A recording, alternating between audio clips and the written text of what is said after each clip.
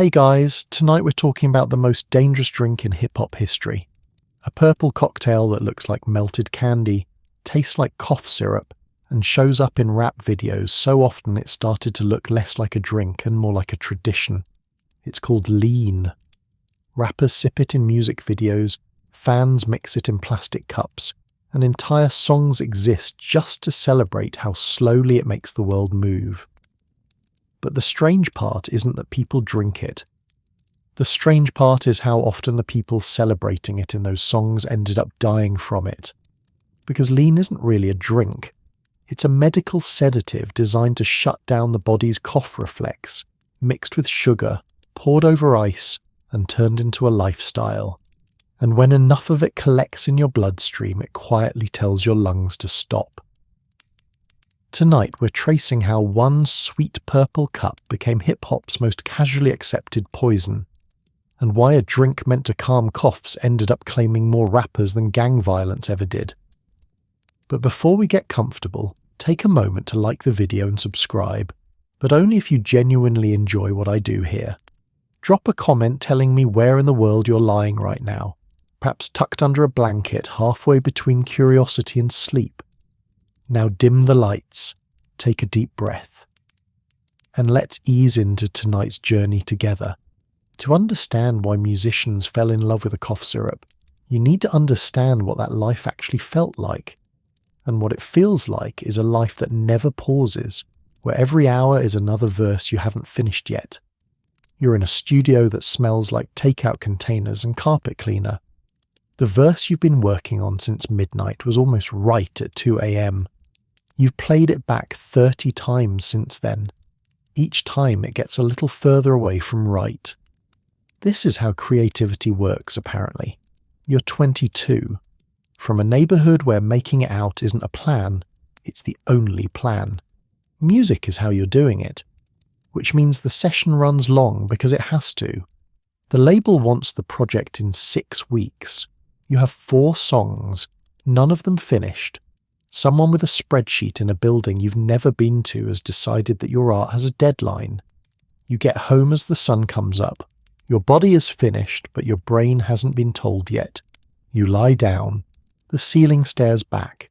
Sleep takes 2 hours to arrive and leaves before it's done anything useful. Then your phone goes off. You get up. You do it again. You can't turn your brain off. You've tried everything the studio has to offer. Weed makes the verses feel better than they are. You'll play something back convinced it's a masterpiece, then listen sober the next morning and quietly delete the file and never speak of it again. Alcohol makes you loose in the wrong direction. You stop caring about the thing you actually came to fix, which would be fine if caring wasn't the whole point.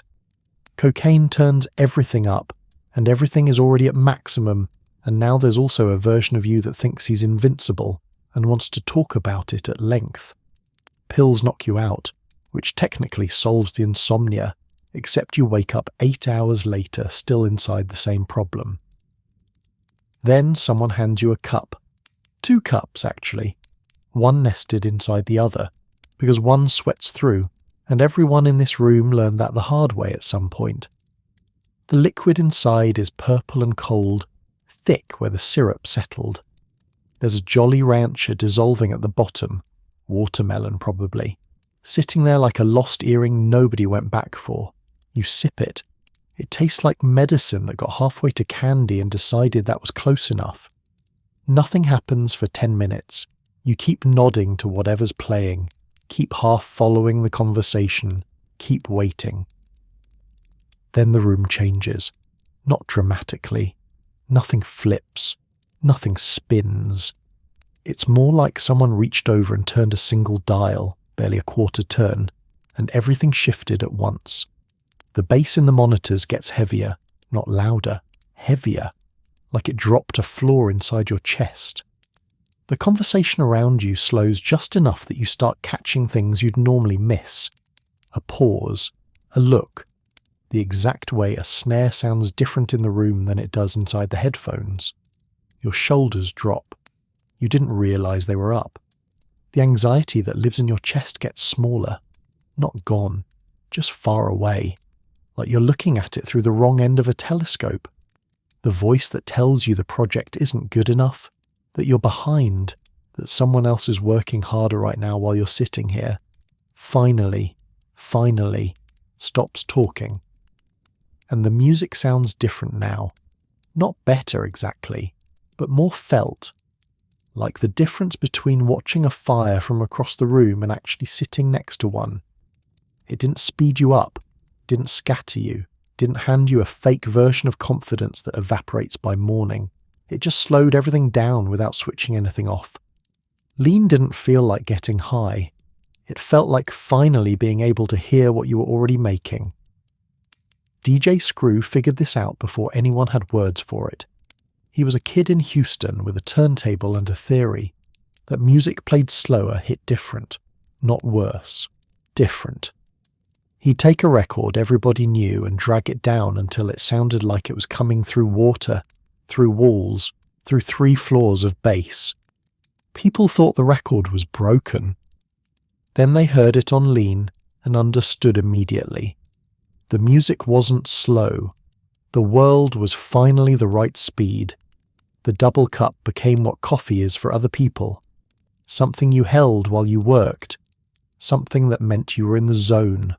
Something that felt like a creative tool and a ritual and completely, obviously fine. Except coffee doesn't convert into morphine in your liver. Except coffee doesn't slow your breathing down while you sleep. This is a drink that looks like cough syrup in a cup and acts like a hand grenade in the body, sold at a pharmacy, labelled for coughs. That was heroin. And it was going to keep doing exactly what heroin does until someone stopped drinking it. The story of Lean starts not in Houston, not in a studio, not even in America. It starts with a flower. The opium poppy has been in business for roughly 5,000 years. Longer than writing, longer than the wheel, longer than most of the empires that tried to regulate it and failed. The ancient Sumerians called it hulgil, the joy plant. They weren't being poetic. They were being accurate. The Egyptians grew it. The Greeks wrote about it. Arab traders carried it east. Portuguese merchants carried it west. Every civilization that bumped into the poppy came away with the same conclusion. This plant does something extraordinary to human suffering. It doesn't fix anything. It just makes you stop caring that everything is broken. For a few hours, the body stops filing complaints. 5,000 years of 5-star reviews. By the time European doctors were using it in the 1800s, the poppy had already survived every attempt to contain it. Banned by Chinese emperors, fought over in wars, condemned by priests, regulated by committees, the plant didn't care. It just kept growing, kept getting traded, kept finding new people who needed what it offered. The poppy has outlasted every government that tried to stop it, and will probably outlast the ones trying now, which is the context you need for what came next. Because when a French chemist sat down in 1832 to try to make the poppy safer, he wasn't solving a new problem. He was inheriting a very old one. His name was Pierre Robiquet. He worked in Paris, in the kind of laboratory that looks impressive in portraits and smells terrible in real life. Robiquet wasn't looking for lean. Nobody in 1832 was looking for lean. He was trying to refine morphine, to find something that gave doctors the pain-killing power of the poppy, without the parts that turned patients into people who sold their furniture for a fix. A kinder version, a safer version, the kind of discovery that gets your name in a textbook and your portrait in a frame. He was separating compounds, testing results, following the chemistry wherever it led. Then he found something already sitting inside the poppy, quiet beside the morphine. A smaller compound, less aggressive, almost gentle by comparison. It suppressed coughs, it eased pain. It seemed, crucially, like it might be the thing he was looking for. He called it codeine. From the Greek word for poppy head, he put it in a bottle, added a measuring cup to the lid, sent it to the pharmacy. He thought he'd made the poppy safer. He'd made it portable. For the next 60 years, codeine was everywhere. Victorian medicine believed in opioids the way we believe in coffee, confidently, without question, with mild smugness toward anyone who didn't. Coughing, codeine syrup. Trouble sleeping, codeine syrup. Children with colds, smaller dose of codeine syrup. The measuring cup came with the bottle. The warning label did not. Here's what nobody told the Victorians, mostly, because nobody knew yet. Codeine is a prodrug. It doesn't work on its own.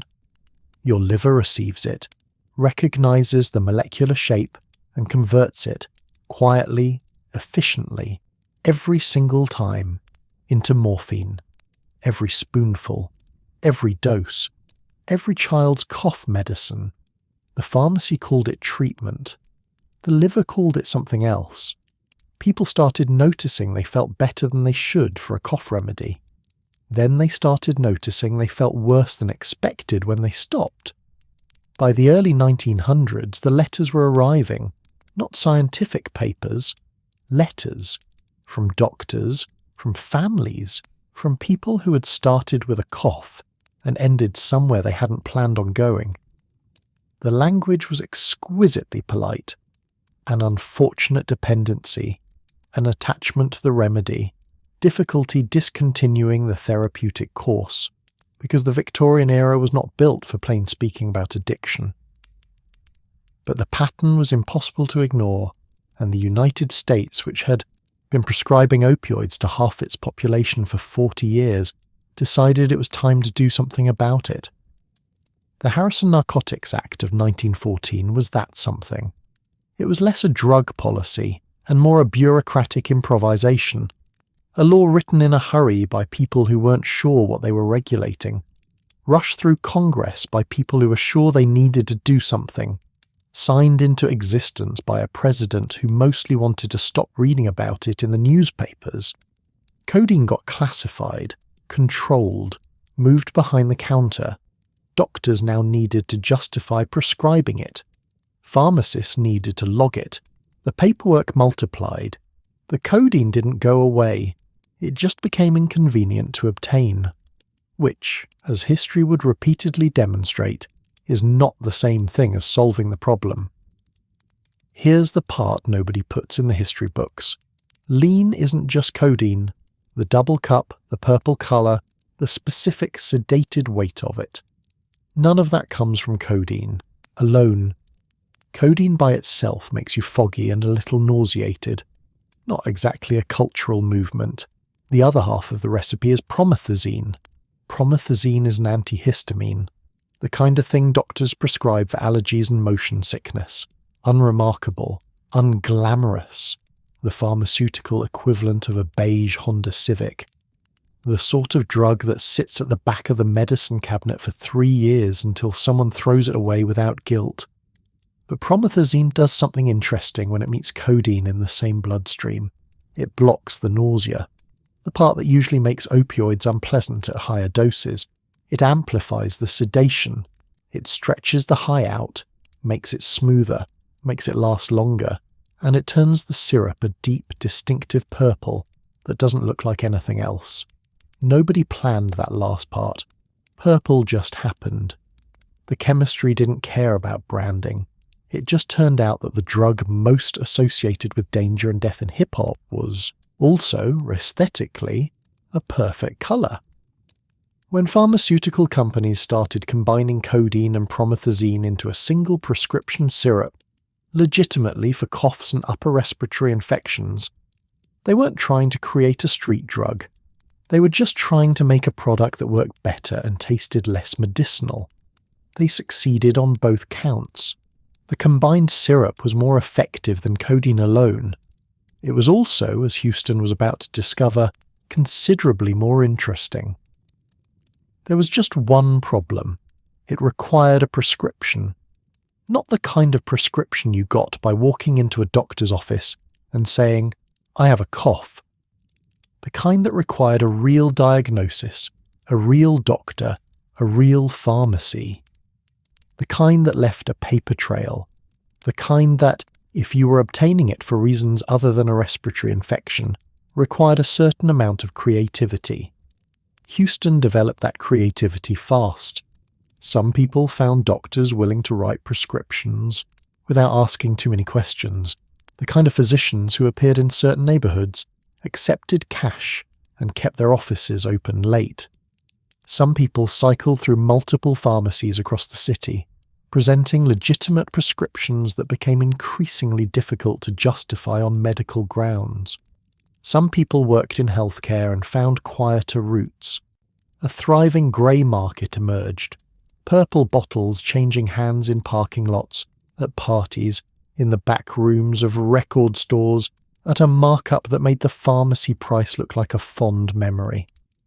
The city's relationship with the syrup was, by any legal definition, a controlled substance problem. By Houston's definition, it was just supply and demand. The distinction felt very important to one of those groups and completely theoretical to the other, and demand was about to get much, much louder. Now forget Paris. Forget the Victorian pharmacy. Forget the bureaucrats and their paperwork. We're in Houston, Texas, sometime in the early 1960s, and we're in a very different kind of room. The venue is called The Rag. It sits in the Fifth Ward neighborhood, a part of Houston that the city's official history tends to gloss over, and musicians have been making essential for decades.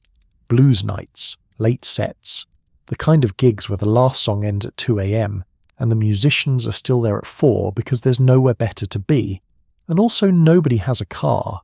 Someone, and the name is lost, which is how these things usually go, figured out that the prescription cough syrup mixed with beer produced something worth talking about.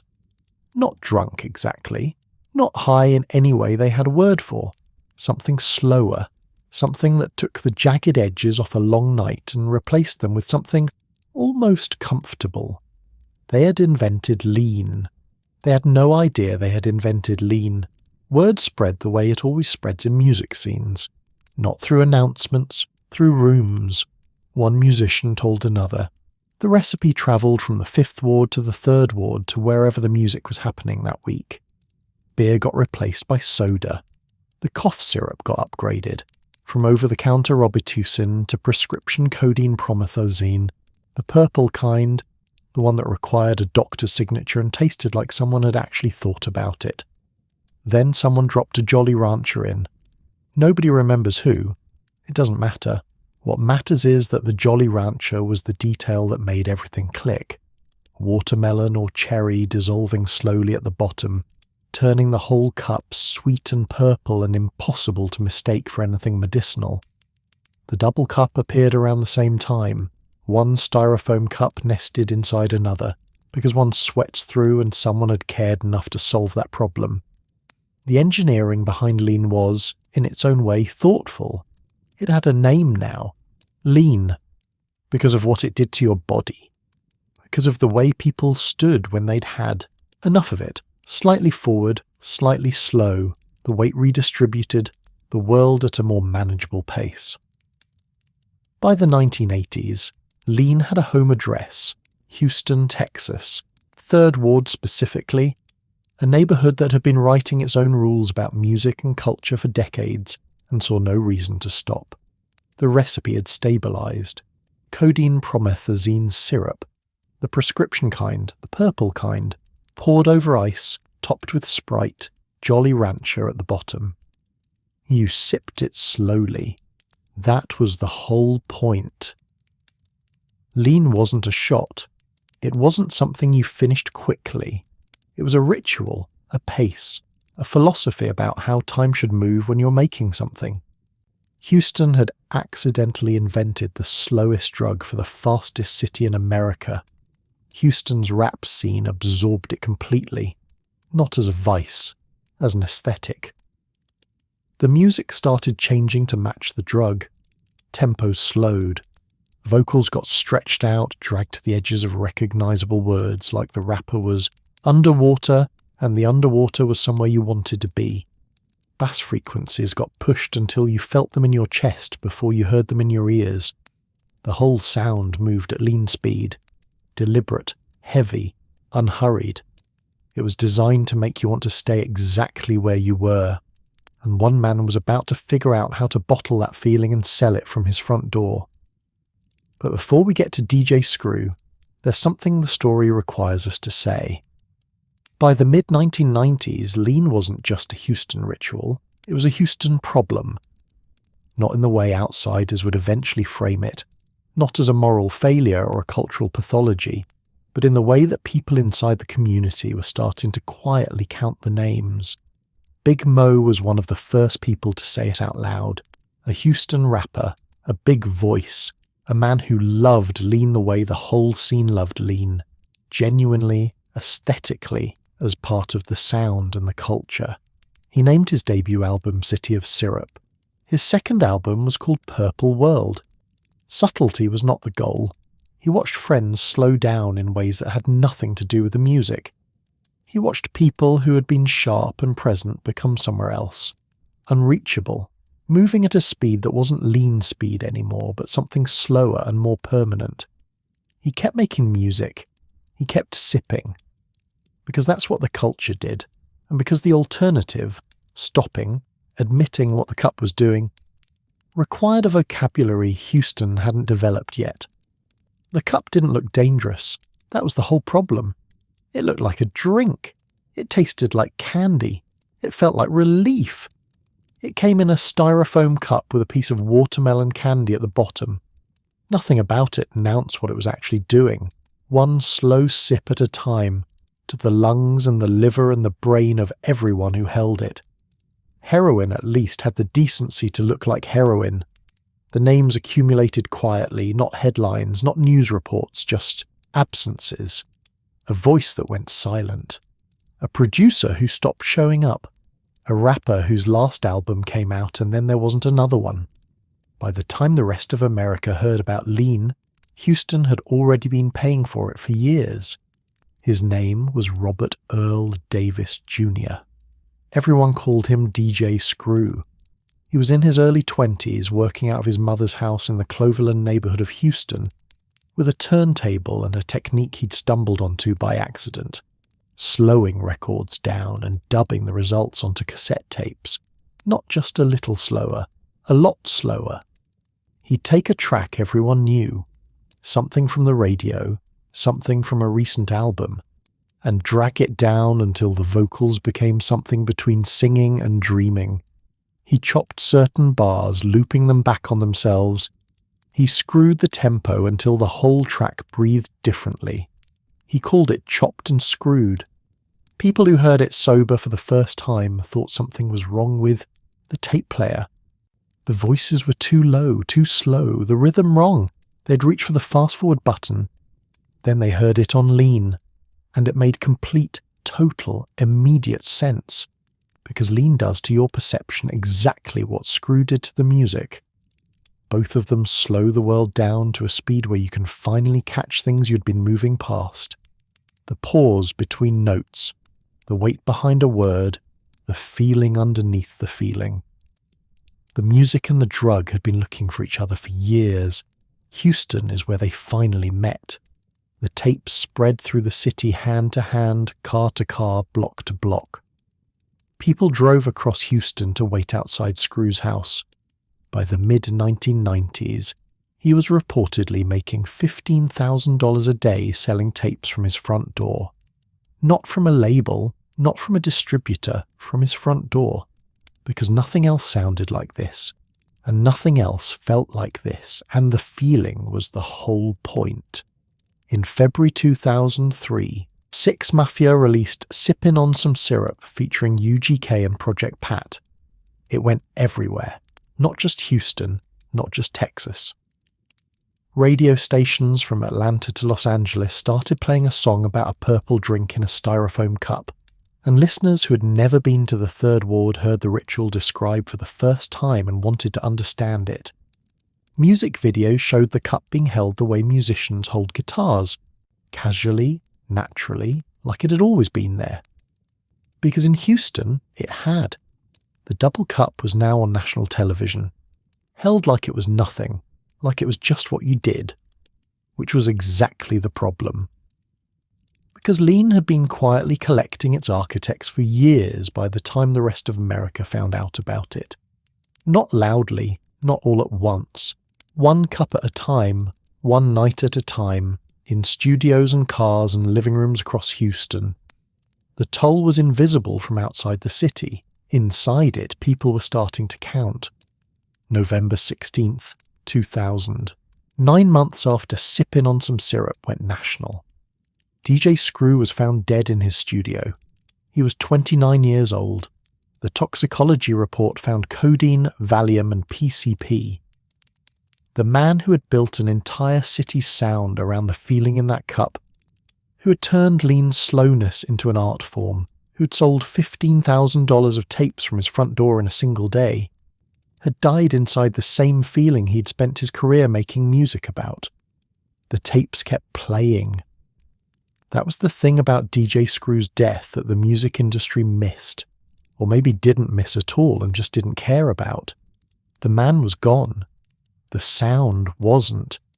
By the time the coroner filed his report, the chopped and screwed style had already escaped Houston on its own, travelling north, east, south, carried in car stereos and burned CDS, and the muscle memory of every producer who'd ever slowed a track down and felt the difference.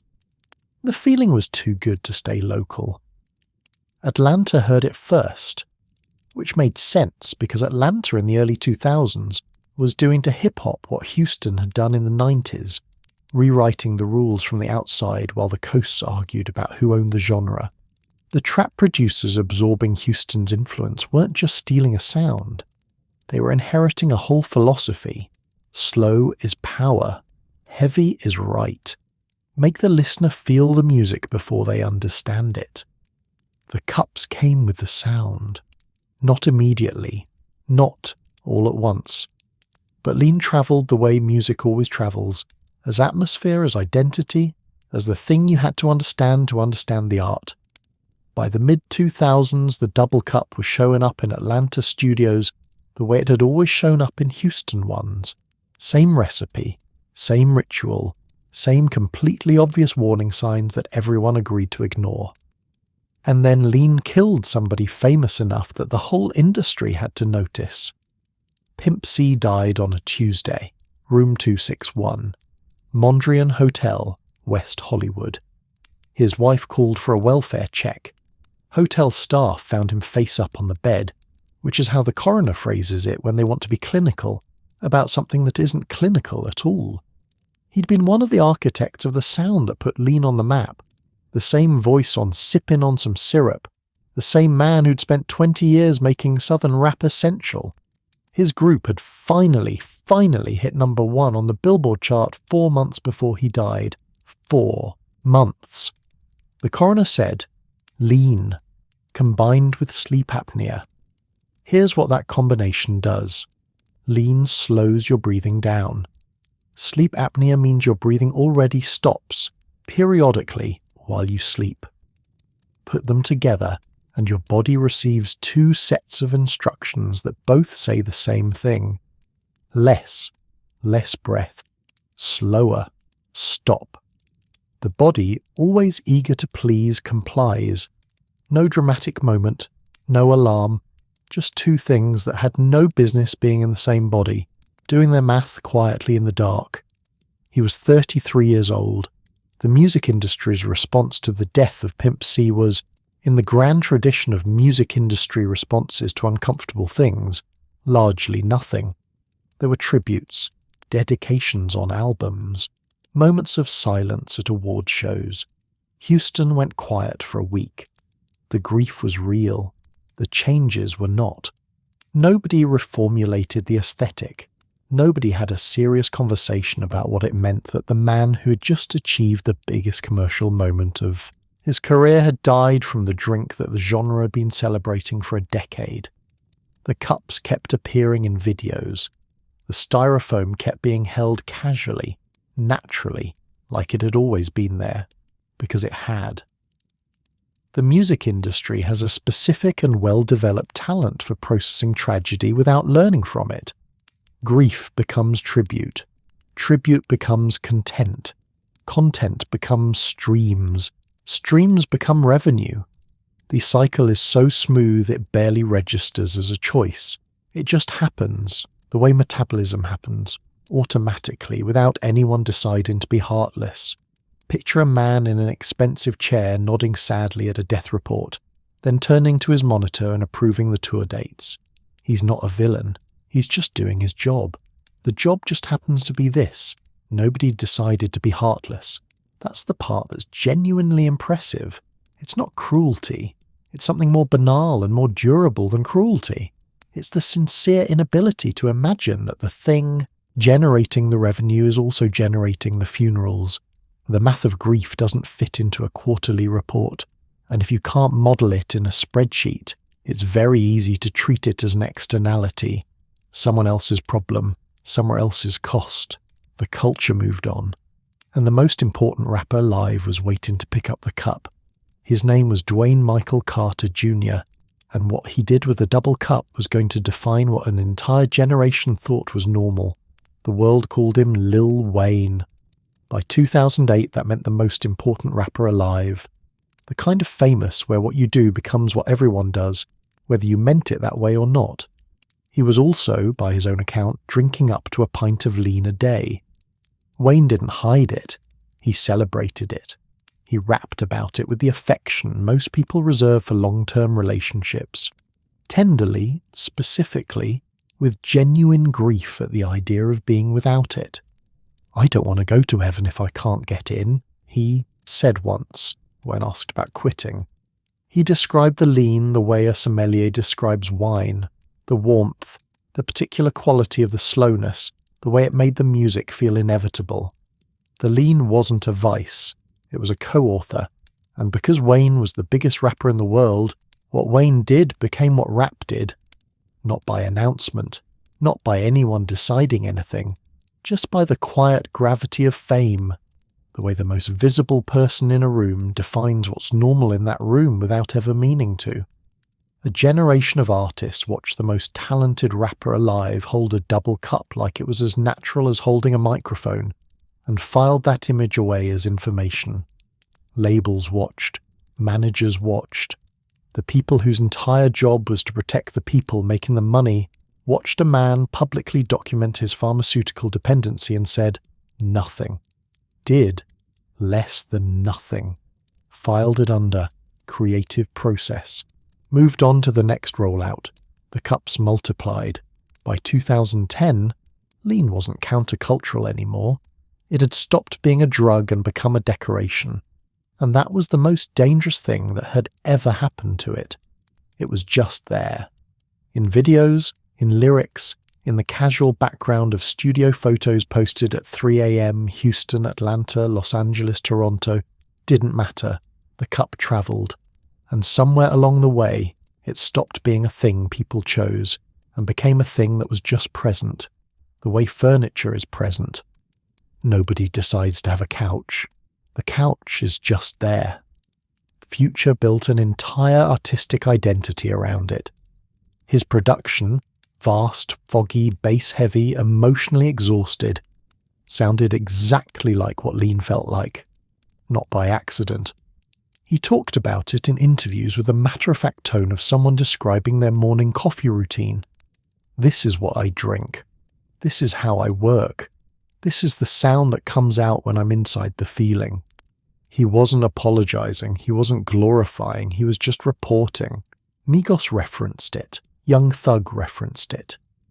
The cup appeared on album covers, in award show acceptance speeches, in the casual background of studio session photos posted to Instagram at 3 a.m, with 17,000 likes, and not one comment asking if he was okay.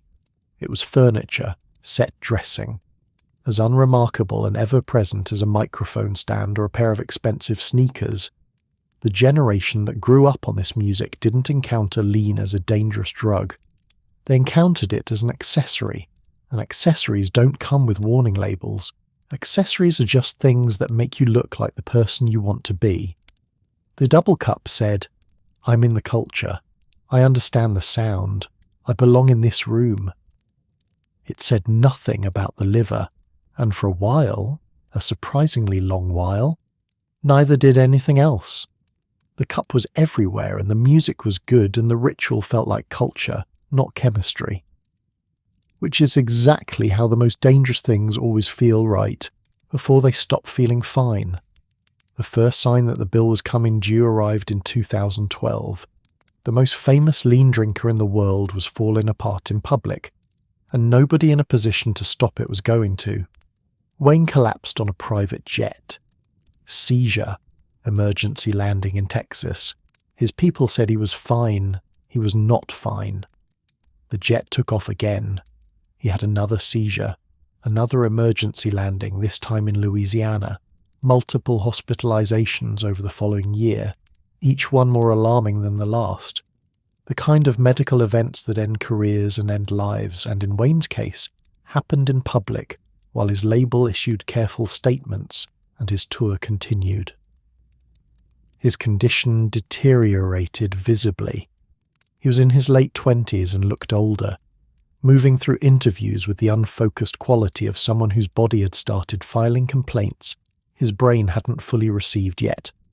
The man who could freestyle circles around anyone, who processed the world at a speed that made other rappers look like they were standing still, was moving through something that wasn't creative inspiration. Wayne told anyone who asked, it was the lean. He said it plainly, no euphemism, no hedging. The cough syrup was seizing his brain. His body had been converting codeine to morphine for over a decade, and the accumulated debt was now arriving in the form of neurological events on a private aircraft over the Gulf Coast. He was in his late 20s. The bill had come. Here's the part that doesn't make the headlines. Quitting opioids after a decade isn't a decision. It's a medical event. Your brain has spent 10 years outsourcing its chemistry to the drug, stopped producing its own feel-good signals because why bother, the cup handles it. Take the cup away and the brain doesn't just bounce back, it sits there, empty, sending distress signals through every system in the body, the shaking, the sleeplessness, the feeling that everything is wrong and nothing will ever feel right again, and that one cup would fix all of it immediately. Your brain, which is very smart and very stupid at the same time, knows exactly where the fix is. Wayne said he tried, said he couldn't make it. That's not weakness. That's what a decade of daily morphine does to a brain that used to be the sharpest in the room. The label's response was a masterpiece of institutional cowardice. They kept releasing his music. They kept scheduling tours. They issued carefully worded statements about Wayne's health and his commitment to his craft, which is the music industry version of no comment dressed in a suit. The cup stayed in the videos. Nobody pulled the product or the artist or the promotion, because the product and the artist and the promotion were the same thing, and you don't stop something that's making money just because the person making it is having medical emergencies on aircraft. A private jet making an emergency landing in Texas because your artist is seizing is apparently a scheduling inconvenience, not a sign. Wayne eventually talked publicly about trying to quit, about how hard it was, about the specific misery of withdrawing from something your body had spent a decade believing it needed. He said he'd tried before, hadn't made it. He said the lean had cost him more than he could count and he still missed it. Lean had a corporate sponsor now. It just wasn't on the label. And then, in 2014, something happened that almost never happens. A pharmaceutical company voluntarily killed one of its own products. Not a recall, not a reformulation, a burial. Actavis, the company that made the purple stuff, the specific stuff, the one Houston had been drinking since blues musicians discovered it in the 60s, announced they were pulling it from the market. They just stopped. Not because it didn't work. It worked fine. Not because the FDA told them to, because rappers kept dying from it, and being the official pharmaceutical sponsor of hip-hop's most famous cause of death was apparently not great for the brand. Pharmaceutical companies do not voluntarily kill profitable products. They reformulate, they lobby, they fund studies that find other explanations. A corporation looking at its revenue stream and saying, actually, we'll stop. That's not how this works. That has never been how this works. Activists stopped. The lean didn't. The supply collapsed overnight. The activist bottle, the purple one, the specific one, the one Houston had been obtaining by prescription and by other means for 60 years, vanished from pharmacies and from the grey market simultaneously. Generic versions existed, but they weren't the same. The colour was different. The taste was different. The people who'd been drinking lean for years could tell, so they found other sources. This is where the story gets darker, because the story was about to get darker regardless of what anyone did. The demand didn't disappear when the supply did. Demand never does. It just gets creative. Street lean emerged, purple liquids assembled from whatever was available, thickened to approximate the texture, sweetened to approximate the taste. Some of it was close, some of it was a guess. Some of it contained things that were not promethazine and not codeine, and not anything that had ever been labelled for coughs. The Actavis brand had been retired, the aesthetic had not. People were now drinking a tribute act and calling it the original. Nobody was testing it. Nobody was telling people what was in it. The cup looked the same. The Jolly Rancher still dissolved at the bottom. The ritual survived perfectly intact. The contents did not. But lean, unlike most accessories, was doing something. Not dramatically. Not in one night. It was filing paperwork. One night of lean slows the world down and makes the music sound like it was made just for you. That part everybody knows. Years of lean sits in the liver, in the kidneys, the organs that process morphine, which is what codeine becomes, every single time, inside every single body. Get tired. They file no complaints. They send no memos.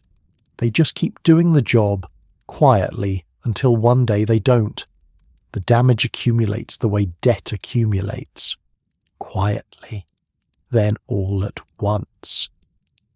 The people dying this way weren't dying dramatically. No single terrible night.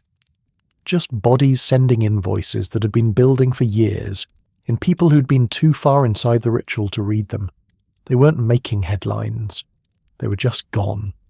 And because they weren't making headlines, nobody was adding them up. The deaths were scattered, different cities, different ages, different circumstances. Nobody was sitting in a room connecting the dots between the cup and the organs and the quiet exits. Lean was still in the videos, the ritual was still intact. The damage was invisible until it wasn't, and by then the cup had already moved on to the next person who needed what it offered. Fentanyl found the cup in 2016. It had been finding everything else by then. Press Percocet, counterfeit Xanax, powder mixed into whatever was being sold as something else. Fentanyl is extraordinarily good at travelling incognito. It's so potent that a lethal dose is invisible to the naked eye. A few grains, smaller than a pinch of salt, too small to see and too small to taste. Drug dealers weren't adding it to their products to kill people. They were adding it because it was cheap, because it stretched the supply, because it made whatever they were selling hit harder and keep customers coming back. The deaths were a side effect, not the plan. Lean was a particularly elegant vessel. Purple liquid hides anything. The sweetness of the Jolly Rancher masks everything. And the ritual, the trust embedded in the ritual, the sense that this was the culture's drink, passed hand to hand between people who'd known each other for years, meant nobody was asking questions about the source. You didn't test the cup. You didn't ask where the syrup came from. That wasn't how it worked. That wasn't how it had ever worked. Back to the Fifth Ward in 1962. Back to someone dropping the first Jolly Rancher in, and everyone agreeing this was the version that was right. The problem is that the ritual predated the contamination by 60 years. The trust was baked in. You didn't interrogate the cup. The cup was the culture. Asking what was in it would have been like asking what was in the air. The math of fentanyl in lean is brutal. Codeine is forgiving at recreational doses in a way opioids have no business being. The distance between the dose that feels good and the dose that kills is wide enough that millions of people drank lean for decades and died of other things. Fentanyl doesn't work that way. The gap is microscopic. The margin between high and gone is a measurement most people have no equipment to make and no way to see. You cannot eyeball it. You cannot taste it.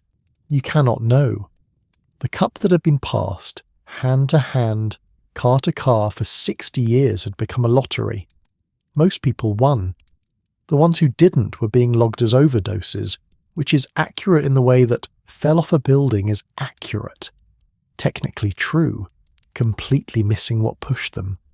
Nobody was telling the people still holding cups that the cup had changed. The cup looked exactly the same. Jared Higgins was 21 years old. He called himself Juice WRLD.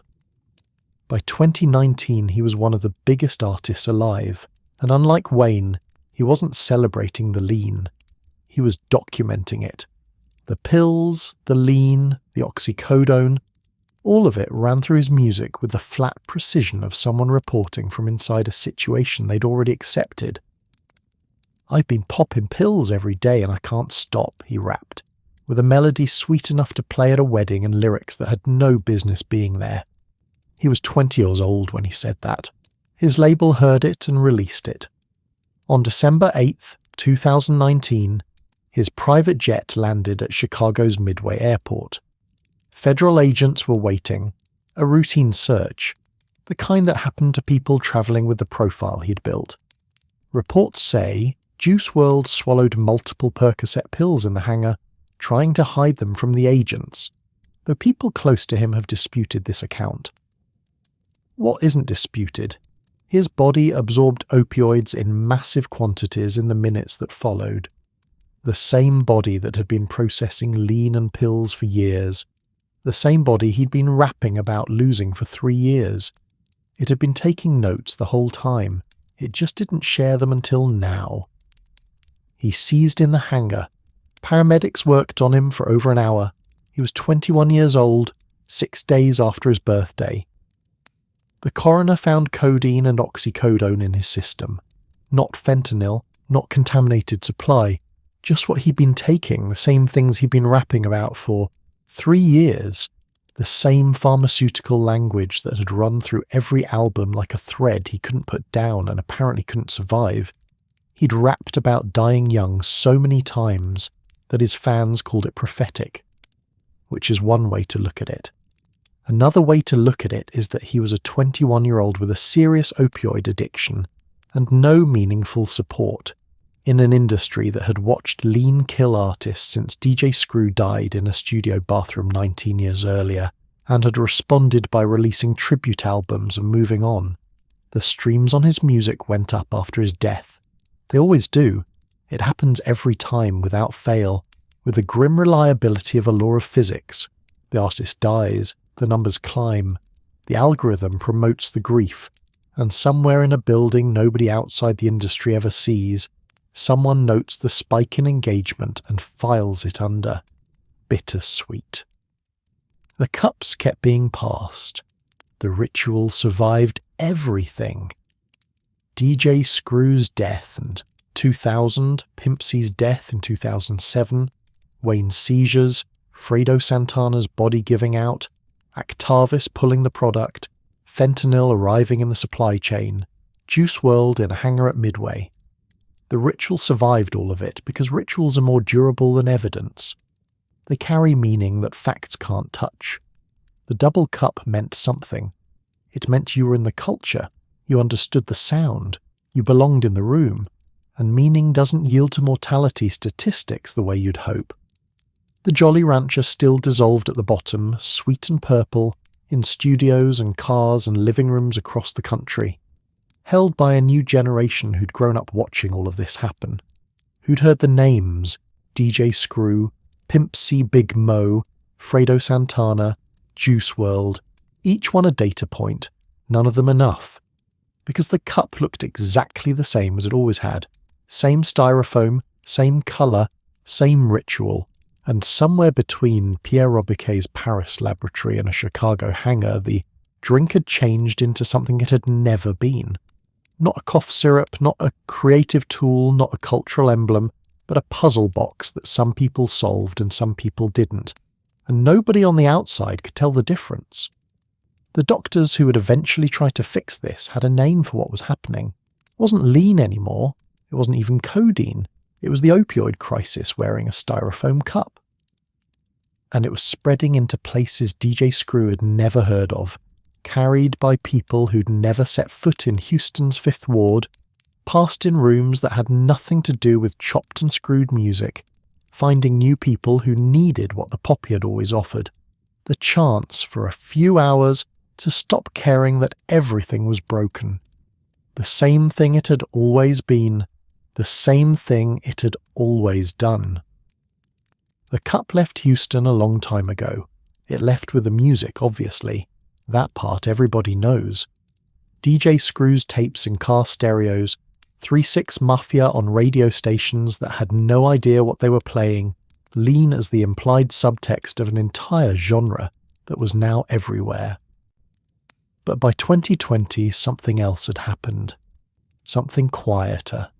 Something the music industry and the medical establishment and the DEA and basically everyone whose job it was to notice things had managed collectively to miss. The cup had decoupled from the culture entirely. It wasn't a Houston thing anymore. It wasn't a rap thing. It was just a recipe on the internet, carried by teenagers who had never set foot in Texas and had learned everything they needed to know from a 3-minute YouTube video. The people drinking it had never heard of DJ Screw. The cup didn't care. In 2017, the FDA did something that had the unintentional comedy of a policy, written by people who had genuinely never thought about lean. They banned codeine for children under 12. The reasoning was sound. Codeine is a prodrug. Your liver converts it to morphine, and some children's livers do that conversion too aggressively, producing more morphine than expected, more than a child's body can handle. Kids had died. Pediatric deaths from codeine cough syrup given for legitimate coughs by well-meaning parents. The FDA had been sitting on the evidence for years, as the FDA tends to do, and finally in 2017 they drew the line. Children under 12, no codeine, too dangerous. Adults, still fine, completely fine. Drink as much as you want, we're not looking at that. The policy made sense in the narrow lane it was designed for. A child's body metabolizes opioids differently than an adult's. The restriction was medically justified. Nobody in the room where this decision was made had been asked to think about what adults were doing with a litre of promethazine codeine in a styrofoam cup at a house party in Atlanta. That was not the meeting. That meeting was never scheduled. The FDA had essentially looked at a continent of recreational codeine use, located the smallest possible subset of it, and drawn a line there. Like a city responding to a flooding river by banning swimming pools. The children were fine, the adults were still on their own. The recipe had been online for years, not hidden, not in the dark corners of the internet where you had to know someone who knew someone. Indexed, searchable. Tutorial videos with decent production quality and comments that read like recipe reviews. Tried this last weekend fire. What ratio do you use? Don't forget the Jolly Rancher, that's what makes it hit different. By the early 2020s, the teenagers making lean in their bedrooms were working from instructions that had travelled intact from Houston's Fifth Ward across 40 years and several thousand miles of internet cable and landed completely unchanged in the hands of people whose entire cultural reference for the drink was a song they'd heard on a playlist at 14. The problem was that the main ingredient was getting harder to find. After Actavis pulled out in 2014, the other pharmaceutical companies had tightened up. Promethazine codeine syrup was still technically available. Other brands, same formula, but pharmacies were watching, tracking. reporting suspicious quantities to databases that the DEA monitored with the same vigilance it brought to everything else, which is to say, eventually, slowly, partially. The ritual survived. The original ingredient hadn't. Everyone improvised. The improvisation is where it gets genuinely alarming. When the real syrup became hard to source, a large number of people discovered dextromethorphan, DXM, the active ingredient in most over-the-counter cough medicines, Robitussin, Neosquil, a dozen other brands sitting openly on the pharmacy shelf with no prescription required and no database tracking your purchase. It's purple, or it comes in a bottle that can be made to look roughly purple. It's a cough suppressant. It goes in a cup with soda and a Jolly Rancher. From the outside, it looks exactly like lean. From the inside, it is nothing like lean. DXM is a dissociative. It doesn't hit the opioid receptors. It does something else entirely. Something that, at high doses, produces hallucinations, dissociation, the sensation of your consciousness floating loose from your body, visions that have nothing to do with the warm, slow slide of codeine, and everything to do with a kind of chemical chaos that the original lean drinkers in Houston would not have recognized, and probably would not have enjoyed. The kids drinking it didn't always know the difference. Some of them thought they'd found the real thing. Some of them knew it was a substitute but figured the recipe was close enough. Some of them just liked how it felt and didn't particularly care what it was, which is its own kind of story about what the ritual had become by that point. The styrofoam cup was the same. The soda was the same. The Jolly Rancher was the same. The ingredient had been quietly swapped for something with completely different pharmacology and completely different risks. Nobody had updated the warning label on the cup because the cup didn't have a warning label. The cup had become the drug. The drug inside it was optional. Meanwhile, in warehouses and distribution networks that the federal government would eventually spend several years dismantling, an entire shadow industry had organized itself around a problem nobody expected to have. The Actavis brand was gone, but the demand for Actavis was not. The bottle, the label, the specific purple, the peach mint flavor, the brand recognition that hip-hop had spent 20 years building into something worth more than the pharmaceutical company had probably ever intended. All of that survived the discontinuation. What people wanted, it turned out, wasn't the drug exactly. It was the specific drug in the specific bottle with the specific label. The brand had become the ritual. The ritual had become the brand. And someone, somewhere, looked at that and thought, counterfeit opportunity. Federal court documents from prosecutions between 2015 and 2022 describe operations of impressive ambition. Drug trafficking organizations contacted pharmaceutical companies, requested syrup base, hired chemists, sourced promethazine from lab chemical suppliers in New York, manufactured counterfeit Actavis labels so accurate that pharmacists couldn't reliably distinguish them from the original, bottled, distributed, and sold a product that looked exactly like the thing that had been pulled from the market, minus the quality controls, minus the regulated dosing, and in some cases, plus fentanyl. Not always fentanyl, not every bottle, but some bottles. Enough bottles that the lottery aspect of post-2014 lean got a new and particularly dangerous spin. Before, the uncertainty had been about potency. Was this batch stronger than usual? Was the dose right? Was the promethazine measured correctly?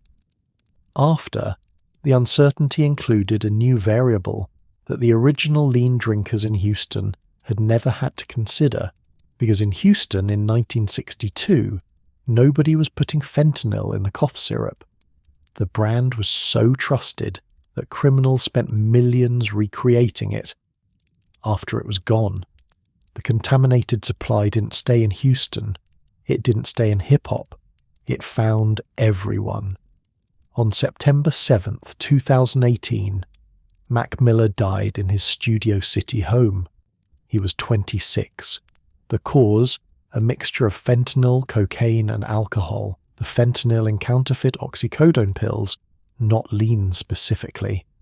But the mechanism was identical. Fake pharmaceutical product, real fentanyl. No way to know until it was too late. His death hit differently than the others had. Not because his life was worth more, but because his audience was different. Broader, whiter, suburban. The kind of demographic that reads about the opioid epidemic in magazine features and thinks of it as something that happens to other people in other places. Mac Miller's death made the contaminated supply problem visible to people who had previously been able to treat it as a distant tragedy. A music industry problem, a Houston problem, a rap problem. A man named Ryan Revis was sentenced to nearly 11 years in federal prison for supplying the pills. The man who supplied Revis, Stephen Walter, got 17.5 years. The man who actually sold the pills to Miller, Cameron Pettit, pleaded not guilty. His case ground through the courts the way these cases do. The supply chain got prosecuted. The supply chain kept running, under different names, through different channels because the demand was still there, and the economics of fentanyl contamination, cheap to add, dramatically increases potency, keeps customers coming back or kills them, which in the short term is financially indistinguishable, had not changed because one chain got cut. Mac Miller's name got added to the list. The list had been growing since November 2000. It showed no signs of stopping. The hospitals were getting the deaths. They just weren't getting the story. Opioid toxicity. That's what the chart said. That's what it almost always said, because that's what it technically was. An opioid. Causing toxicity, causing death. Accurate. Precise. Completely missing what had actually happened. Nobody asked about the cup.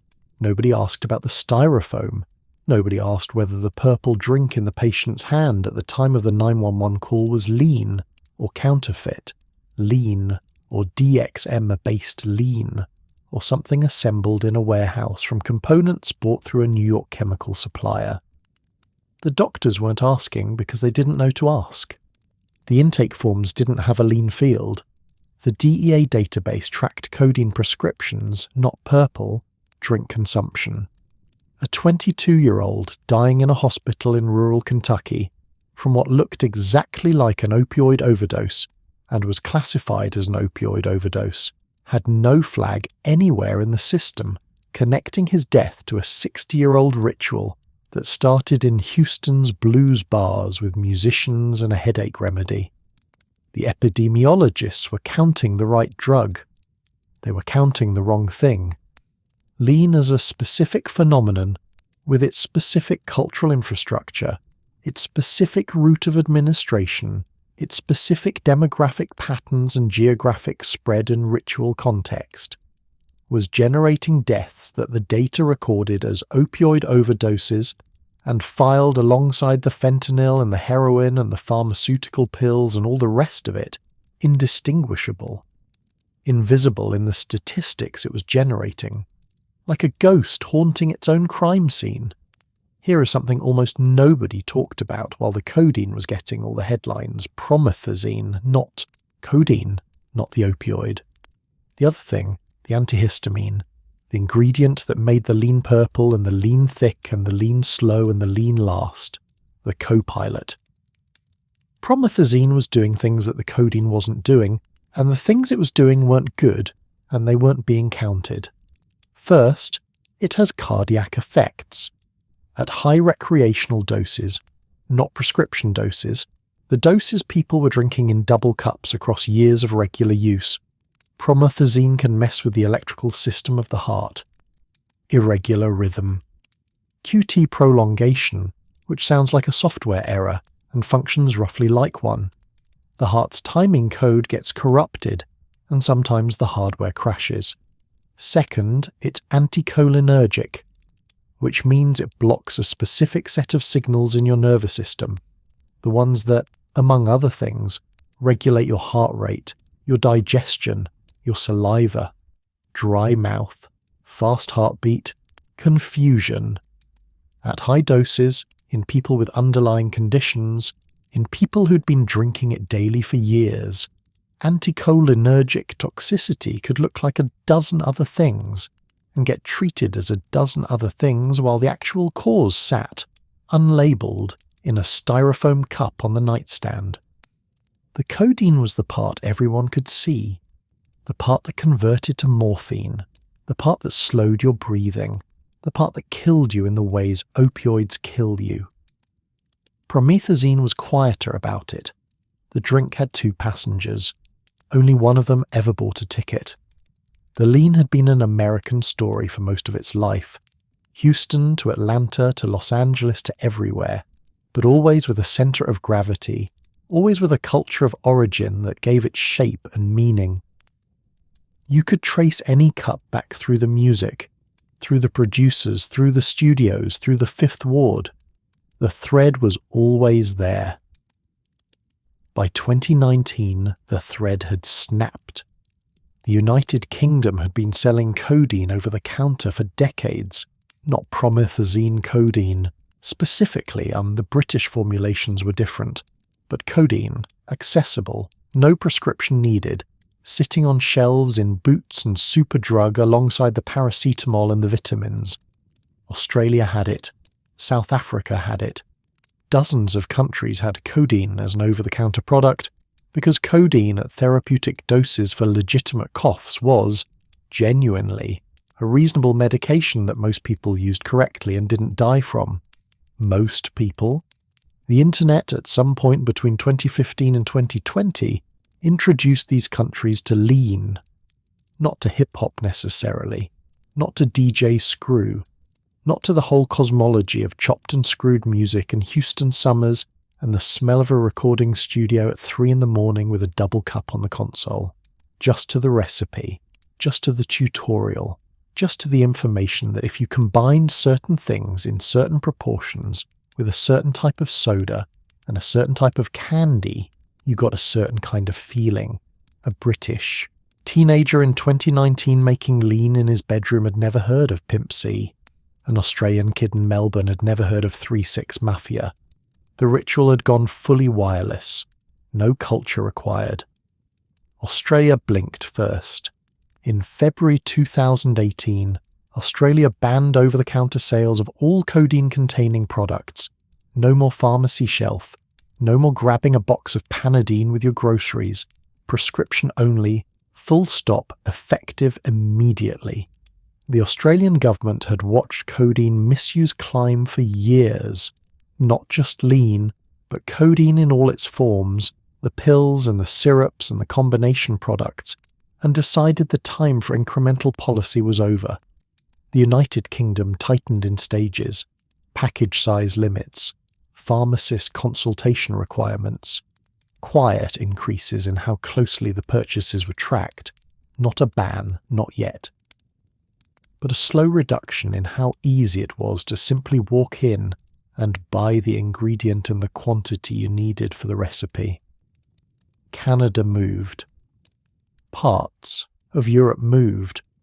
The pharmacies were getting the message. Here is what the pharmacies locking the cabinet accomplished. The people who needed codeine for legitimate medical reasons had to navigate new paperwork. The people who were using it recreationally went online and found suppliers, or found substitutes, or found other opioids that didn't require a pharmacy at all. The demand didn't go away. The demand went somewhere else. The pharmacies locked the cabinet. The internet showed everyone how to pick the lock. Future had named his albums after Lean Like Lean was a business partner. Dirty Sprite 2. And then he quietly stopped drinking it. He didn't tell anyone. That was the part he admitted later in a 2019 interview that should have been unremarkable and wasn't. He said he didn't tell his fans because he was afraid they'd say his music changed. That if they knew he was sober, they'd hear it in the records. That the product required the ingredient, and admitting. You'd remove the ingredient was admitting the product was different now. So he just didn't say anything. Kept the branding, let the mythology run. Then Juice WRLD told him something. The two had made a collaborative mixtape, Ruled on Drugs, released October 2018, the title doing a lot of work. And at some point Juice told Future that Future's music was the reason he'd started drinking lean. That he'd heard those records as a kid and followed the door they opened. Future's response, in his own words, "It's like, oh shit, how many other 6th graders did I influence to drink lean?" He didn't have an answer. There wasn't one. You build a mythology carefully enough, people walk into it. Some of them don't walk back out. Juice WRLD was 21 in a hangar at Midway Airport 14 months after that mixtape dropped. Future had already been sober for years by then, quietly, privately, without telling anyone because the brand needed protecting. The cup outlived the belief in the cup. That's how rituals work. That's how they always work. Here is a number that tells the story better than most statistics: 0. That is how many death certificates in the United States between 2000 and 2023 list lean as the cause of death. Not because nobody died from lean. People died from lean. The deaths are in the data, scattered and siloed and unconnected, filed under opioid toxicity and codeine toxicity and polysubstance overdose and promethazine-related cardiac event. The deaths are there, the drink is not. There is no lean field in the National Overdose Database. There is no purple drank classification in the CDC's drug monitoring system. There is no flag that fires when a toxicology report comes back positive for codeine and promethazine, and the patient is 23 years old and from Memphis, and had been drinking lean since high school. The form has a box for opioids. The form does not have a box for Jolly Rancher, so opioid death, filed. Next, the opioid epidemic is real. The numbers are accurate. But inside those numbers, a specific drink with a specific history and a specific cultural logic and a specific set of reasons why people drink it, and a specific set of people it tends to find. That drink is invisible, untallied, living in the aggregate, in the denominator, in the statistic that gets cited in policy papers and congressional testimony and public health campaigns that never once say the words Jolly Rancher. The cup had been killing people for 6 decades. It had done so largely without anyone in the counting business noticing it specifically enough to give it its own line. Into this gap, between the cultural weight of lean and the complete absence of any regulated, safe version of it, walked entrepreneurs, if you can call them that. A Houston-based company launched a product called Drank in 2008. Purple can, syrupy, marketed explicitly at the lean aesthetic. Same visual language, same colour, same cultural signals, Abaski but containing valerian root, melatonin and rose hips instead of codeine and promethazine. Relaxation without the opioid, sleepiness without the respiratory depression. The tagline was "Slow your roll." They were not being subtle. Drank got stocked in convenience stores, gas stations, the kind of retail locations that had been selling the real ingredients for lean for decades to people who knew exactly what they were for. The company understood its market with impressive clarity. They weren't selling a health product. They were selling a legal version of a cultural object, in the correct colour, at the correct price point, with the correct associations attached. Did it work like lean? No. Valerian root and melatonin are not opioids. The feeling was not the feeling. Did it sell? Yes. Because for some people, the cup was the ritual as much as the chemistry, the act of holding it, the colour, the signifier, the thing that said, "I'm in this, I understand what this means." Other companies followed. Lean-branded energy drinks, purple beverages with names that were 3 degrees of plausible deniability away from admitting what they were referencing. An entire micro-industry of products built to capture the aesthetic of something that had killed a roster of people you could recite from memory. The pharmaceutical company buried the product. The entrepreneurs kept the brand alive. Capitalism is not subtle either. The solutions showed up, as they always do, after the damage was done and bringing better equipment than anyone had previously thought to bring. Fentanyl test strips. Small, cheap, designed for exactly the scenario that had been unfolding since 2016. The fentanyl-contaminated supply. The drug that hid inside other drugs. The margin between high and gone that was now too small to see with the naked eye. You dipped the strip in a small amount of the liquid. A line appeared or didn't. You knew. Not a perfect system, not a guarantee, but a narrow window of warning between picking up the cup and drinking it. Naloxone distribution at music venues. Narcan kits in the bathrooms at festivals, at concerts, at the kind of events where the cup had been a fixture for decades. A fast-acting opioid reversal agent, administered nasally, capable of pulling someone back from an overdose in minutes if administered quickly enough. The people pushing for this had been fighting for it for years, in the face of resistance from venue owners who thought distributing naloxone was the same as endorsing drug use. From politicians who felt that harm reduction implied acceptance. From a certain strain of thinking that reasoned, if you make dying from drugs harder, you make doing drugs easier, and therefore you should not make dying from drugs harder. The field of public health had a word for this reasoning. Several of them, actually. Most unprintable. The naloxone arrived. The test strips arrived. The education campaigns arrived. All of them arriving into a situation that had been developing since the 1960s in places where the cup had been passed for generations, among people who had been told to stop by everyone except the people those people trusted.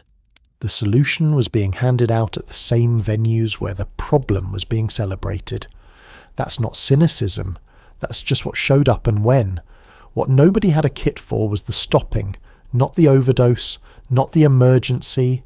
The other thing, the quieter thing, the thing that happened to the people who'd been drinking lean for years and decided, or were told by a doctor, or were given an ultimatum by someone they loved, that it was time to stop. Opioid withdrawal is not subtle. It is not gentle.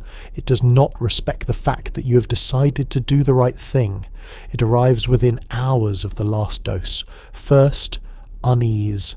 A vague wrongness, like the light in the room has changed in a way you can't articulate. Then, sweating even when you're cold. Your skin feels like it's been put on backwards. Your joints hurt the way they do when you have a bad flu. Except there is no flu. There is just your body screaming for the thing you've told it can't have anymore. Then comes the part that makes it genuinely hard. Your brain, which spent months or years outsourcing its chemistry to codeine, which stopped producing its own dopamine and endorphins because why bother? The cup was handling it. Your brain sits there now, empty, sending distress signals through every system it controls. The sleeplessness, the nausea, the restlessness that puts you out of your skin, that makes lying down feel wrong, and standing up feel wrong, and every surface feel wrong. The craving that isn't just wanting a drink, it's your body believing, with biological conviction, that you are in danger, and the cup will fix it. This is not willpower territory. This is chemistry. The treatment for opioid withdrawal exists. Buprenorphine, methadone, medications that manage the withdrawal and reduce the craving and give people a chance to get through the acute phase without the experience being so unbearable that stopping feels worse than not stopping. But to access those treatments, you had to tell a doctor what you were on. And telling a doctor you'd been drinking lean, that specific word, that specific cultural object, was its own kind of conversation. Some doctors knew immediately, most didn't.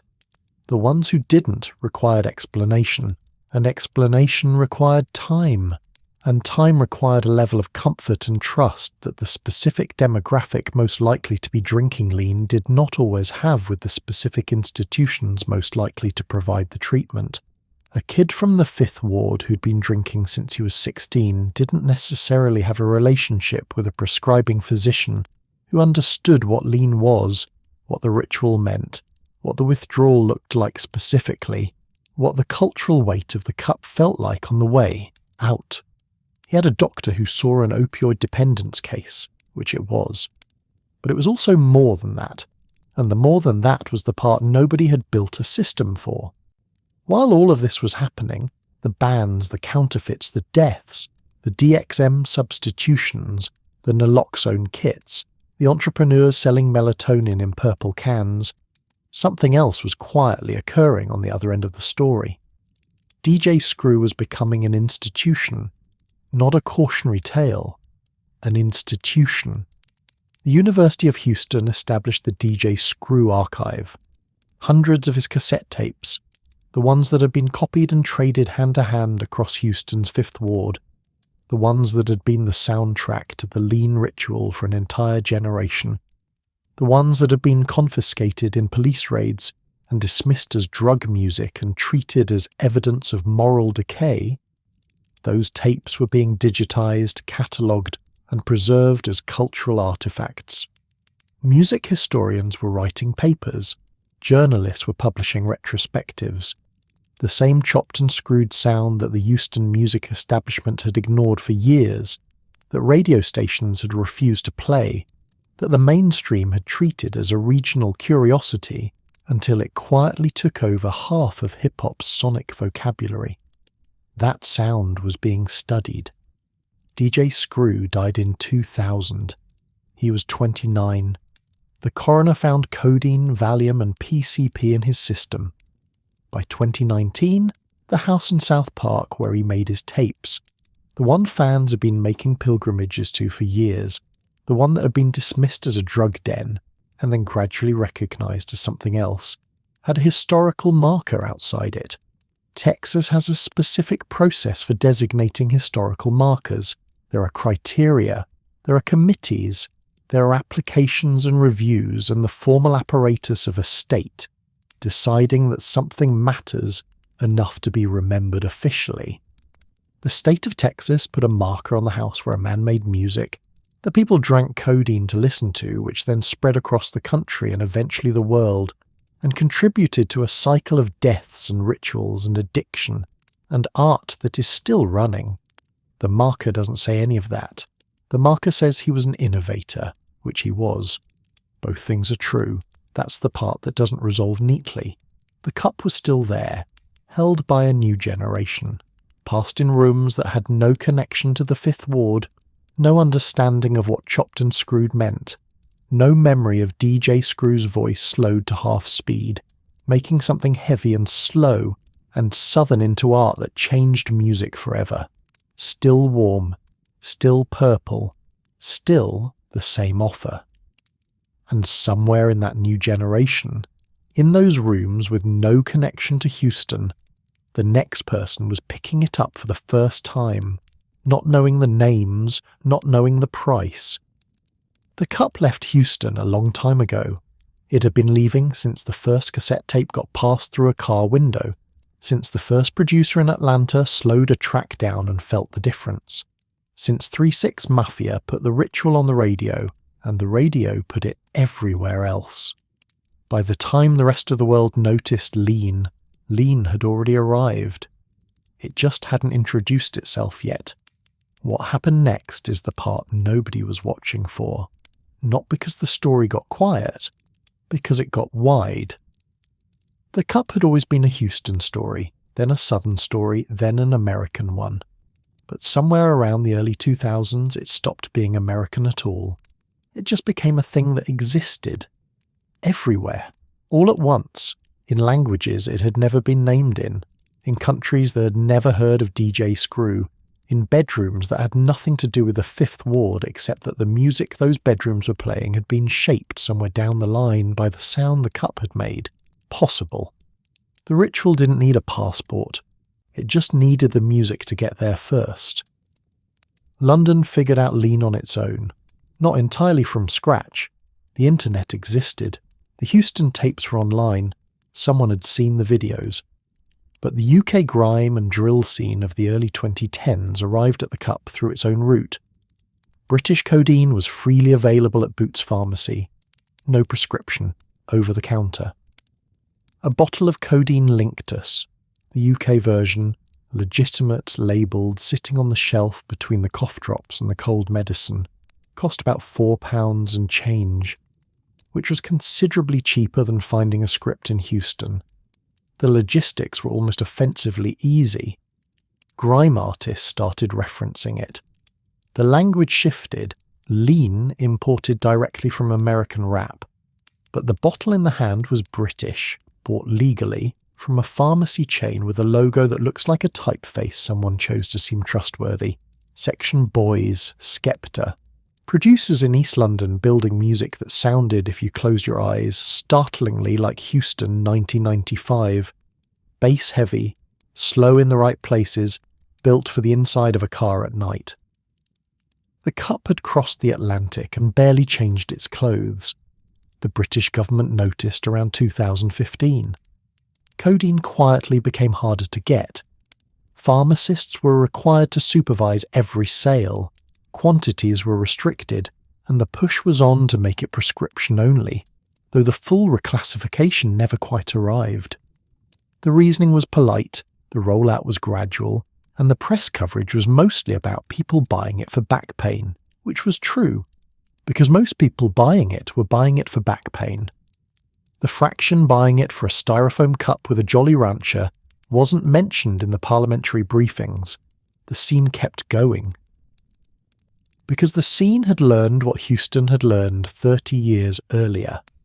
When the legitimate supply gets harder, you find another way. Grey market suppliers filled the gap within months. Codeine Linctus started moving through the same informal networks that had always moved things in South London. The same people, the same routes, just a different bottle. The price went up. The ritual didn't change. The NHS, which is an institution with genuinely heroic ambitions, and the budget of a mid-sized supermarket chain, had no specific pathway for lean dependency. Opioid treatment programs existed, built around heroin, built around the demographics of heroin users in the 1990s, built for a problem that looked and smelled and arrived at the clinic in a very specific way that lean did not. The intake form did not have a field for styrofoam cup. There was no checkbox for Jolly Rancher. A teenager from East London who'd been drinking lean since he was 15 did not fit the clinical picture that the system had spent 20 years training its workers to recognise. The workers who staffed those programs often had no idea what lean was. Some of them had never heard the word. A few of them, when told, asked if it was the same as promethazine. It was, sort of. The answer was complicated and the appointment slot was 15 minutes. There were deaths. Not the kind that made international headlines, but the kind that made local ones. A name, an age, a neighbourhood, a family asking questions that the system didn't have clean answers for. The BBC ran investigations. Coroners flagged it. Public health researchers started counting. The recipe adapted. The ritual didn't. There are kids in South London today who have a relationship with a purple cup that has its own specific British accent. Different bottle, different route, same offer from the same poppy that has been making it for 30 million years. The poppy does not care about pharmacy regulations. It never has. Then Lean did something that nobody in Houston, in 1962, could possibly have predicted. It showed up in country music, not as a reference, not as a one-line nod to hip-hop in a crossover track, as an actual presence. The same cup, the same ritual, the same slow warmth, inside a genre that had historically had very specific opinions about what substances were culturally acceptable and what kinds weren't. Country music had a long and distinguished relationship with alcohol and a considerably more complicated relationship with everything else. And then, somewhere around 2018 to 2020, the cup appeared backstage at country festivals, in tour buses, in green rooms that smelled like Axe body spray and fried food, and now, faintly, promethazine. In interviews where younger artists talked about it with the same casual matter-of-factness that Wayne had used a decade earlier, the tone of someone describing their pre-show routine, not confessing a vice.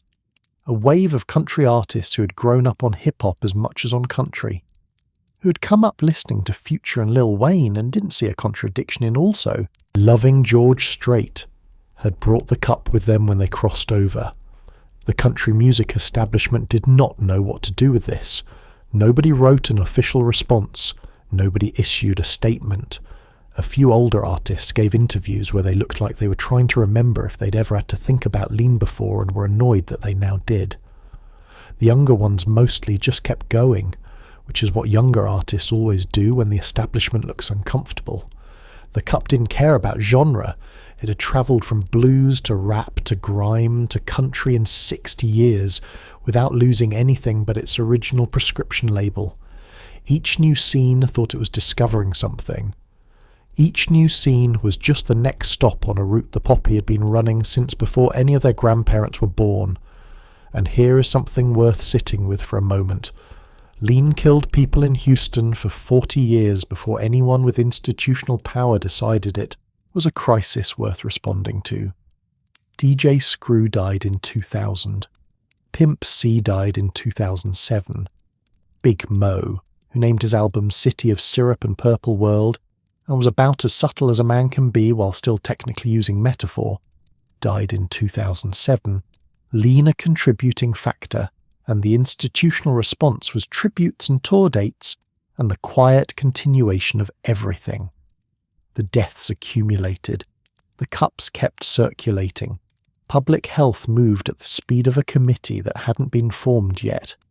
Then the cup crossed demographics, as lean spread from Houston's black music community into mainstream hip-hop, and then into white suburban bedrooms and college dorms and eventually country music backstages.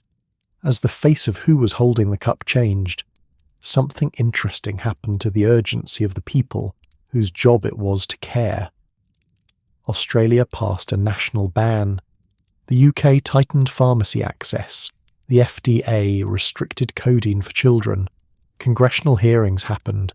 Actual hearings with microphones and prepared statements and concerned expressions. Pharmaceutical companies started making decisions. The BBC ran investigations. Public health researchers got funding they had apparently been waiting on for a while. None of this happened while lean was killing black artists in Houston for 3 decades. Now. To be precise about what this is, it is not that everyone involved in the policy response was consciously racist. Most of them were not. Most of them were just doing their jobs, responding to political pressure, which responds to visibility, which follows who the victims are, and whether the people making policy can picture their own children holding the cup.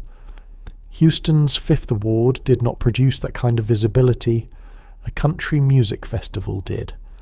This is not a new story. It is the same story that crack cocaine told in the 1986 sentencing disparity. The same story heroin told when it migrated from cities to suburbs in the 2010s and suddenly became a public health crisis instead of a moral failing. Every drug in American history has told this story. The drug stays the same. The response changes depending on who it's happening to. The cup was the same cup. The response depended entirely on who was holding it. Some people got out. That part of the story mostly doesn't get told because survival doesn't trend the way death does. But it happened. And the most visible example of it was also the last person anyone expected. Lil Wayne. The man who'd been drinking a pint of lean a day at the height of his fame, who had seized on 2 private jets in the same afternoon like his body was trying to make a point his brain wasn't ready to receive, whose team had issued a statement after the first seizure saying he was fine and then watched him seize again before they'd finished writing it, eventually stopped. Not cleanly, not once. Not with a press release and a redemption arc neatly packaged for a documentary. He tried and failed, tried again, failed again, said publicly that quitting was the hardest thing he had ever done, which is a significant statement from a man who taught himself to rap at 8 years old and became the best in the world at it by 20. He described withdrawal the way everyone who has been through opioid withdrawal describes it: the wrongness of sober, the specific misery of a brain sitting in the dark with its factories shut down, convinced at a biological level that the cup was the answer and the cup was right there, and the only thing standing between him and feeling normal again was a decision he'd already made and was now reconsidering for the 14th time this week. He eventually got enough distance from it that the distance held. No single dramatic moment, no rock-bottom epiphany. Just years of the cup and years of trying to get away from the cup, and eventually, quietly, the cup losing its grip on a person who had more resources than most. New city when he needed it. New. People when he needed them. Actual medical support that most people drinking lean in Houston or London or Nashville never had access to and never would. Wayne made it. Which is not a comfortable fact, because the difference between Wayne making it and DJ Screw not making it, and Pimp C not making it, and Fredo Santana not making it, is not willpower. It is not character. It is largely money. The specific, expensive, logistically demanding kind that turns, "I want to stop," from a wish into something you can actually build a life around. The cup does not care who can afford to escape it. Fredo Santana tried. He had been one of the people who built drill, the Chicago sound that rewired what rap was allowed to be angry about and how loud it was allowed to get. By the time he was in his mid-20s, he had a catalogue worth hearing, and organs that had been quietly processing years of lean and were no longer processing anything quietly. He talked about it. Publicly, he had been, hospitalized. He had watched himself deteriorate with the specific helpless clarity of someone who understands exactly what is happening and cannot make it stop. Who knows the diagnosis, has seen the X-ray, and still keeps driving back to the place the X-ray was taken. He kept picking the cup back up not because he was stupid, but because of everything we just described. The identity, the community, the brain that had recalibrated to a baseline that included codeine and experienced everything else as subtraction. Lean didn't always kill fast. Sometimes it filed paperwork for years before submitting the final form. His kidneys failed. His liver followed. He died in January 2018, 27 years old, from the slow version of the thing the cup did. The version that didn't have a single night to point at, that unfolded in the space between the highs, that only became visible when the organs finally stopped pretending they were fine. No headline, no spike in streaming numbers. Just a name added to a list that had been growing since Houston started keeping one. The cup didn't mark the occasion. It never does. Meanwhile, somewhere in a boardroom that had never heard of the Fifth Ward, someone had noticed that lean was a billion-dollar aesthetic with no legal product attached to it. The cup was everywhere. The colour was everywhere.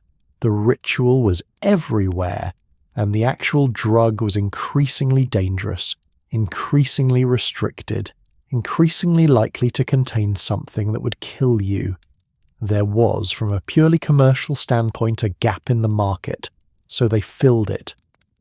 Lean Beverage Company launched a line of purple drinks, non-alcoholic, caffeine-free, styrofoam cup imagery on the label, names lifted directly from the lexicon Houston had built over 60 years. Purple stuff, dirty Sprite references, the whole visual language of the culture, bottled, shrink-wrapped, and sent to convenience stores. A few dollars a can, no prescription required, no promethazine, no codeine, just purple liquid with a logo that said, "You know what this is supposed to feel like." They were not alone. Other brands followed. Some leaned into the hip-hop connection explicitly. Some just used the colour and the aesthetic and let the association do the work. The product was legal, harmless, and built entirely on the cultural weight of a drug that had killed dozens of people in the community, that built the culture being sold. The original cup had come from a blues musician trying to get through a late night in Houston. The tribute cup was being sold at a markup in chain stores nationwide. Nobody involved in the tribute cup had been to Houston. Nobody had asked permission from anyone in Houston. The Fifth Ward doesn't issue licenses for its cultural output. It never has. Things that get built there just get borrowed, which is how it has always worked, which is how it will keep working, because that is the specific, tireless generosity and exploitation that defines what happens when a subculture builds something beautiful and the rest of the world decides it wants a piece. The purple colour survived everything. It survived Actavis pulling the product, survived the fentanyl contamination, survived the death toll and the pharmacy crackdowns and the congressional hearings, survived all of it and ended up on a shelf at a gas station in Ohio, 40 years after a Houston musician dropped a Jolly Rancher into a bottle and started something nobody planned. Hip-hop has a very specific way of processing the deaths of artists who died from the thing the culture built. It mourns them, then it absorbs them, then it keeps going. Juice WRLD, 21 years old, dead in a Chicago hangar in December 2019, from the same pharmaceutical language he'd been rapping about since he was a teenager, became, after his death, a bigger presence in the culture than he had been while alive. 2 posthumous albums. The first debuted at number 1, the second landed at number 2, blocked only by Adele, which is about as strong a performance as a dead man can manage against Adele, an HBO documentary. Streaming numbers that climbed after his death and never fully came back down.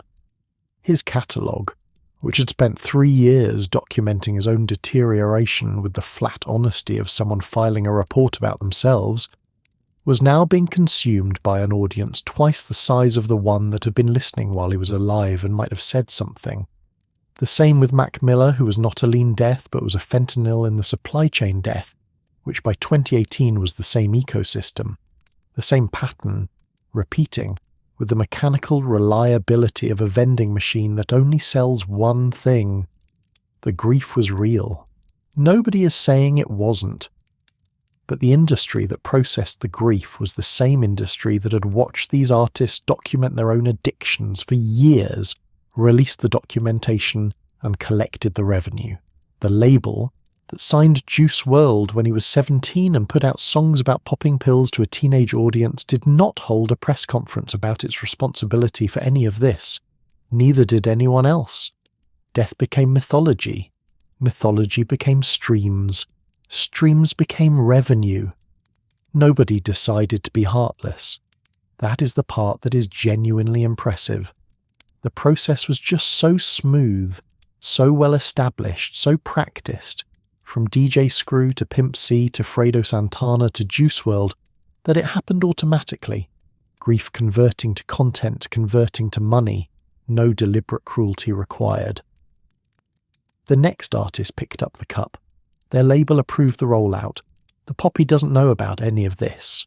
Papaver somniferum has been producing alkaloids for somewhere between 30 and 70 million years. It was not trying to build a music scene. It was not trying to kill anyone. It was trying to deal with caterpillars. A caterpillar takes a bite. The alkaloids hit the caterpillar's nervous system. The caterpillar stops eating. The plant survives. That's the whole plan. The fact that those same alkaloids slot perfectly into human pain receptors, that an insect deterrent turns out to be the most effective painkiller the human nervous system has ever encountered, is one of those accidents of chemistry that the universe apparently decided not to mention until it was too late. The poppy wasn't trying to create a dependency. It wasn't making a choice. It was just growing. We found it about 10,000 years ago in the mountains that are now Turkey and Afghanistan, figured out the ASAP, traded the knowledge, built economies on it, fought wars over it, had millennia of committees decide it was too dangerous, and millennia of people ignoring those committees. Then in a Paris laboratory in 1832, a chemist named Pierre Robiquet isolated a specific compound from the poppy and named it codeine, from the Greek word for poppy head, and put it in a bottle and sent it to the pharmacy. He thought he'd made the poppy safer. He'd made it portable. The poppy, unbothered, kept growing. It has outlasted every government that tried to contain it, every law that tried to restrict it, every pharmaceutical company that tried to own it. It does not attend the hearings. It does not read the press releases. It just grows, produces the same alkaloids it has always produced, and waits for whoever is coming next to find out what it can do. Here is the thing about humans and the thing that makes pain stop. We will find it. Every generation, every country, every genre and subculture and bedroom and studio. Through every ban, every discontinuation, every supply chain crackdown, every harm reduction campaign, every historical marker on a house in South Park. We will find the thing that makes pain stop, or the thing that looks like it, or the thing we've been told looks like it by someone who hasn't checked the bottle recently. This is not a failure of policy, not a failure of education, not a failure of parenting or community or healthcare or any of the other things that get blamed in the congressional hearing that happens 3 years after the crisis that everyone agrees was preventable. It is just what humans do. We hurt. We find the thing. We build a world around the thing. We lose people to the thing.